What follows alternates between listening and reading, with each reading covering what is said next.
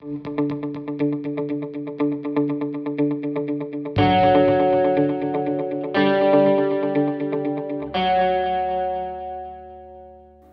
del progetto Europa. Questo è il tema del primo appuntamento previsto per la 44esima edizione di incontri di cultura storico-politica promossa dall'Istituto regionale di studi europei.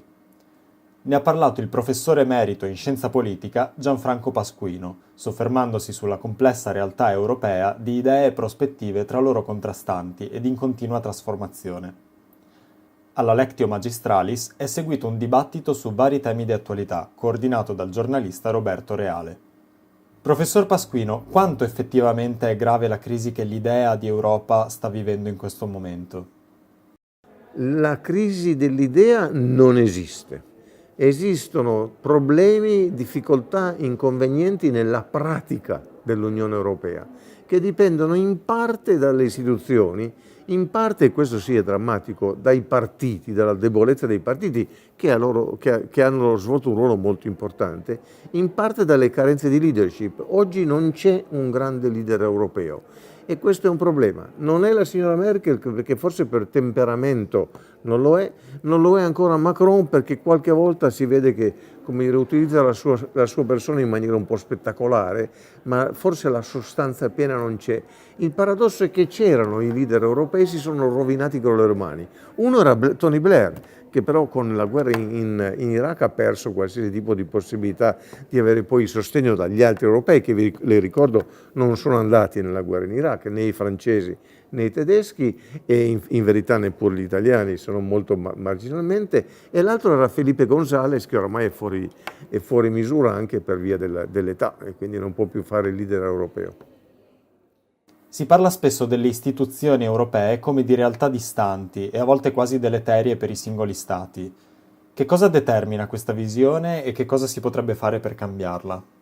Deleterie non sono mai. I singoli stati, invece di lamentarsi, dovrebbero essere presenti in quelle istituzioni, fare valere le loro conoscenze, le loro preferenze, saperle articolare, convincere gli altri stati, perché nessun stato da solo può riuscire a scegliere e decidere. Quindi debbono esserci.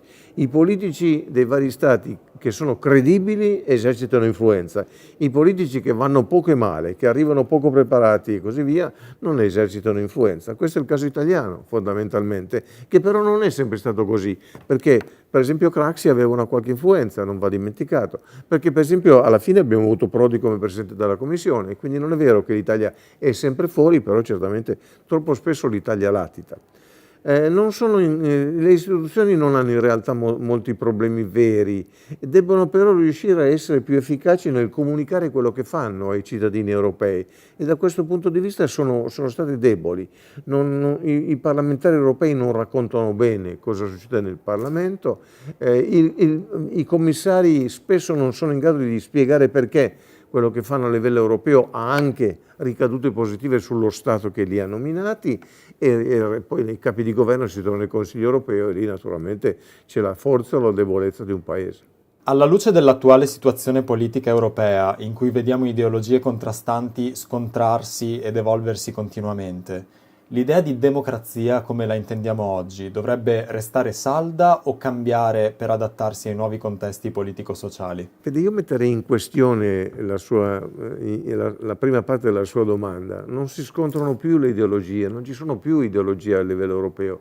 Ci sono coloro che pensano che l'Europa può essere costruita in maniera efficace e coloro che traccheggiano, stanno sulle code di quelli che vanno avanti, cercano di sfruttare i privilegi e i vantaggi che derivano dall'essere nell'Unione Europea, ma non c'è un'ideologia, a meno che lei ritenga che il sovranismo è un'ideologia. Secondo me è un messaggio politico, certamente non è un'ideologia.